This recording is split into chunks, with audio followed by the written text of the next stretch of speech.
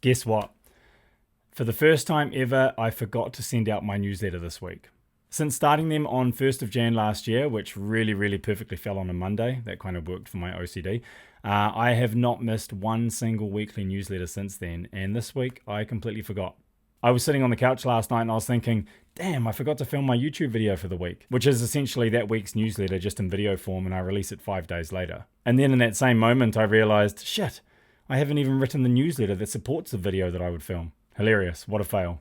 Honestly though, I'm not surprised, and in my defense, the last few weeks have been mental. And since getting back from tour at the start of last week, I've just been all about the Primus brain, that's it. So here I am admitting my failure for the week, but also taking it upon myself to film this within 12 hours of getting on the plane, so I can at least make sure that A, I released the volume of newsletters correctly, it may just be 5 days late, and then also filmed the video that's going to support that newsletter. So here we are now. So welcome to this week's video. It's all about Primus, as you can imagine. Let's get into it. Man, what an interesting position I find myself in. It's Sunday morning, stupid o'clock in the morning, the day that I leave for LA, and I'm sitting here trying to A, make sense of what's about to happen, and B, stay relaxed, stay composed, and remind myself that this is my bread and butter, and I've got this. These are all very hard things to reconcile in my head, trust me. So let's start with some perspective. I grew up on Primus. They've been a part of my heroes list for many years now, and were a huge part of my formative years. And not just as a musician, but just as a fan of music. Primus to me is like Charlie and the Chocolate Factory, and Les is Wonka. A left of field, wacky as fuck, metal / prog / funk band that always surprised you and also left you wanting more. And don't worry, in recent years that comparison is even more fitting considering their 2014 album Primus and the Chocolate Factory. And I must say too, as a side note, the Gene Wilder version of Pure Imagination is a top 10 song for me personally. I absolutely love that track. So to hear Primus's rendition in recent years, so good. So back to what I was saying, this band has been formative for me. And to be here now within 12 hours of getting on the plane to LA at their request, to hang, to jam, how's my brain even meant to process that? Well, I'll tell you how. It hasn't, and it probably won't. I've tried to make sense of it, and I've tried to comprehend what's going on here, but it's just a little bit too much of a full circle thing for me to really wrap my head around. I remember being 14, just 1 year after I started playing drums, and sitting with a couple of close friends listening to Sailing the Seas of Cheese, and quite possibly after our first bong hit even, pretending that we were pirates. That was 26 fucking years ago. And now I'm auditioning for them. What a strange yet wonderful world we live in. And what's been interesting too is that as much as I've loved Primus over the years, I've never actually jammed on their material really before. I'm not sure why. I've just always really enjoyed their music. But another thing that's super interesting is that even though I've never really jammed on their music before, I've always really identified with their drummers specifically. So Primus is essentially heavy funk, metal, prog, with a good dash of color and chaos thrown in for good measure. And basically, that's my wheelhouse. Over the past few weeks, diving into their catalogue and really spending some time on the 3 incredible drummers they've had over the years, so Jay, Tim, and Brain, has led me to identify 4 key characteristics that any potential Primus drummer must have if they're going into that gig. So those 4 things are, number 1, pocket.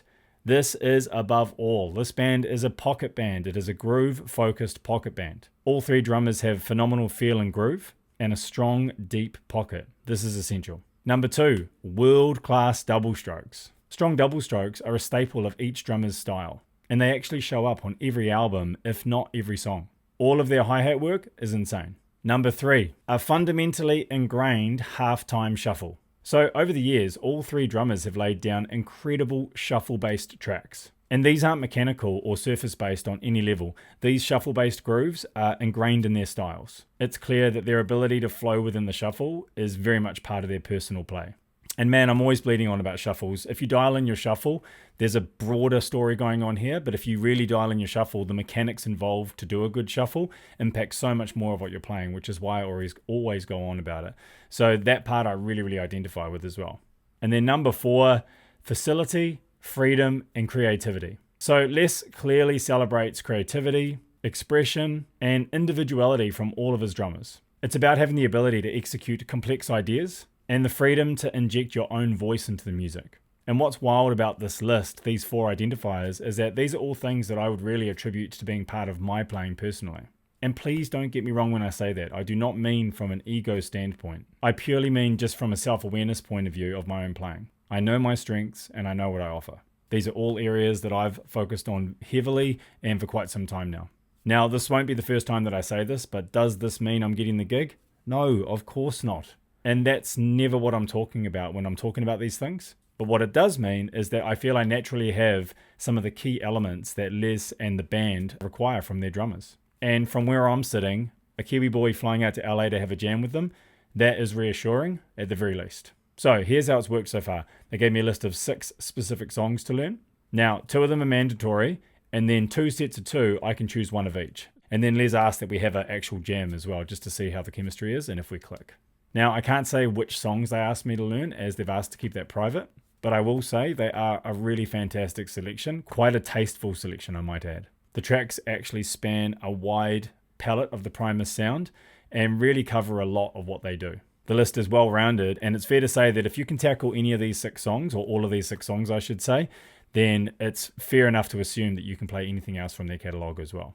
So one of the coolest aspects of this whole process is diving much deeper on all 3 drummers. Each of them are such strong players, but they're all very different from each other.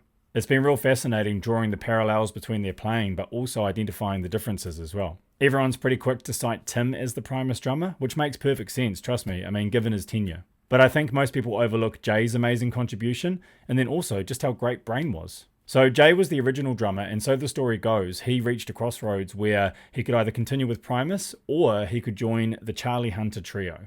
Now, as we all know, he obviously chose the Charlie Hunter trio, and I'm guessing that's because he wanted to go a little bit more down the jazz route, and that's when Tim joined the band. Now, it's worth mentioning too that Brain was actually asked to join the band back in '89 as well, but he had a foot injury and couldn't join, and then subsequently he ended up joining the band officially in '96 when Tim left for the first time. So with Jay too, what most people don't realize is how influential he was on those early Primus songs. So he formed a lot of those early grooves and inspiring hi-hat work that would go on to become what Tim recorded on Frizzle Fry.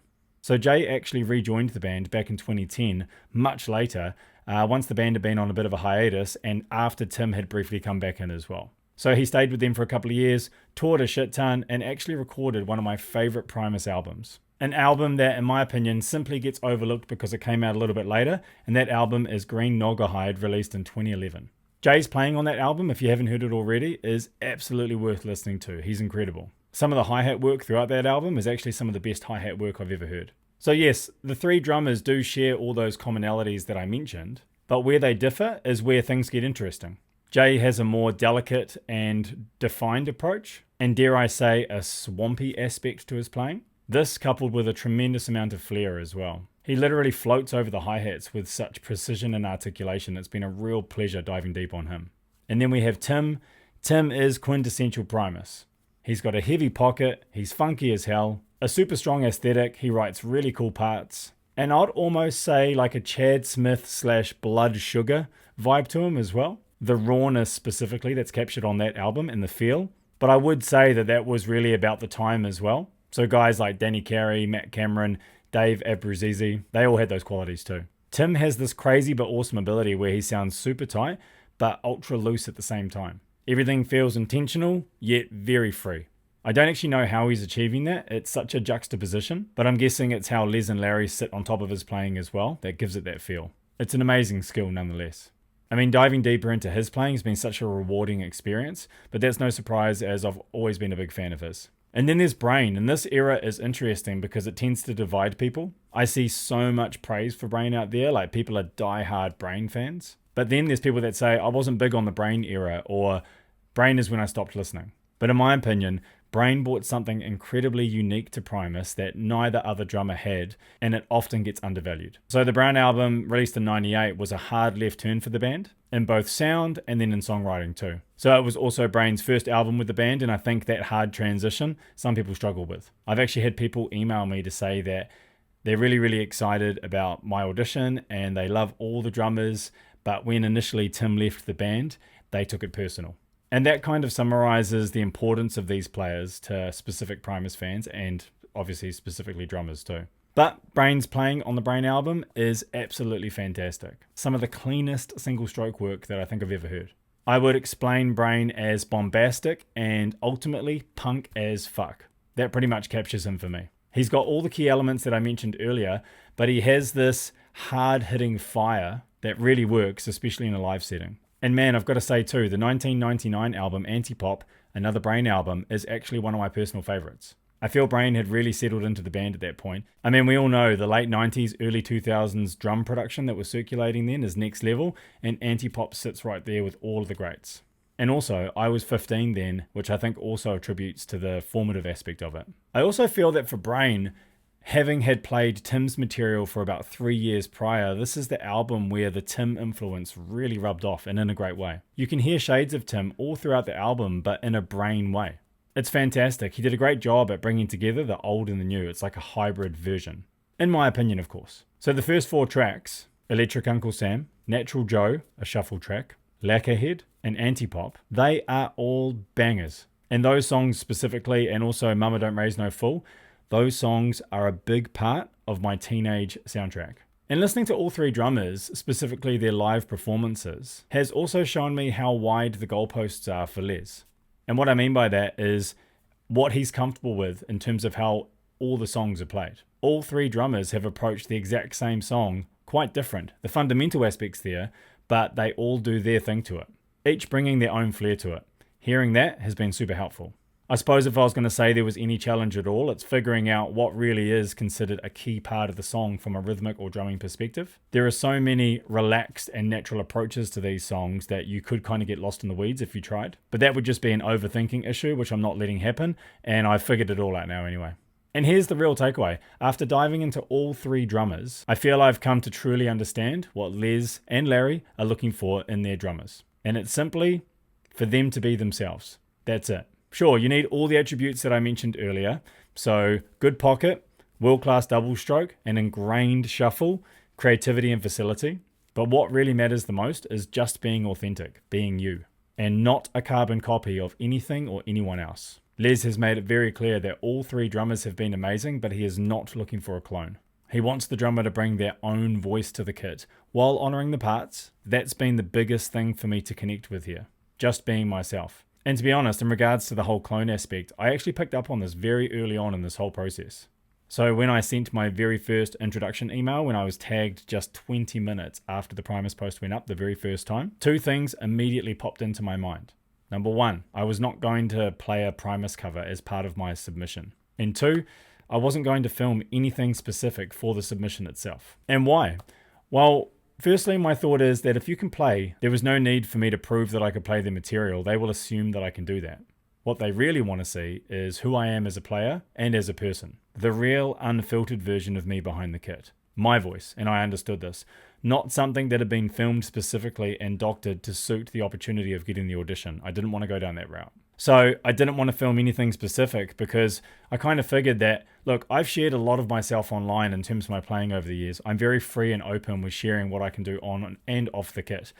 If there's nothing within that they identify with, then I'm just not the right person for the job. And that's totally okay. I post my playing online all the time, raw and unedited. So no covers, no edits, just me when I happened to turn on the camera then and there for whatever idea I was pursuing. And man, if it turns out that they didn't identify with any of that, then there's no point getting in a room together because they just wouldn't connect with me. And that's okay.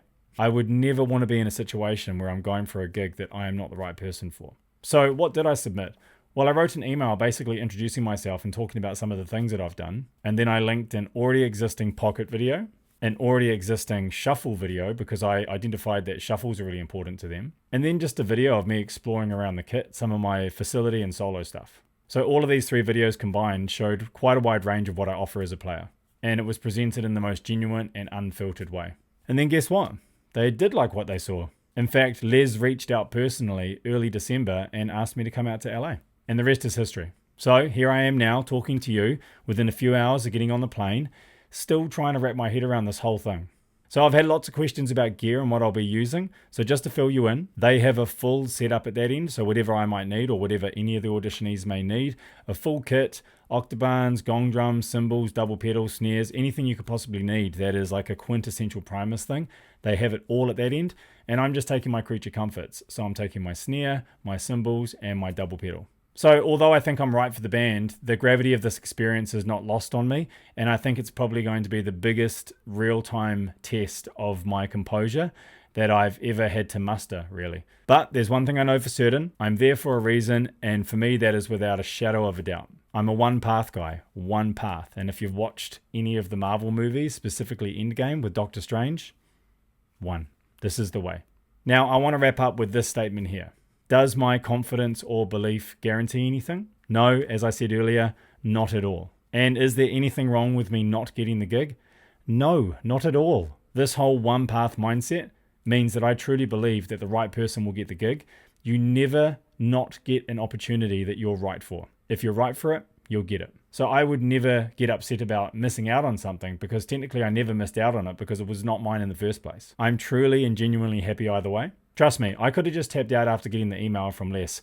My cup was full at that point. But for one reason or another, I do believe I'm meant to be there. And I guess that reason will reveal itself over the next few days. The rest is with them and the universe, and only time will tell. So let's leave it there this week. I'm jamming this one in, as I said, because I forgot to write my newsletter this week, so it's coming out on a different day. I will be sending out my new newsletter tomorrow. If you want to read a little bit more about what I've been up to, you can head over to masterminddrummer.com. I write a weekly newsletter on all these sorts of things, including a little bit more about my mindset and the way that I approach anything that I'm fortunate enough to do. That is at masterminddrummer.com. And I also have a range of courses where I've sort of dialed in the things that I consider high value ticket items when it comes to leveling up on the kit. Things that I consider really, really important that can take your playing to the next level. Thanks again. See you soon.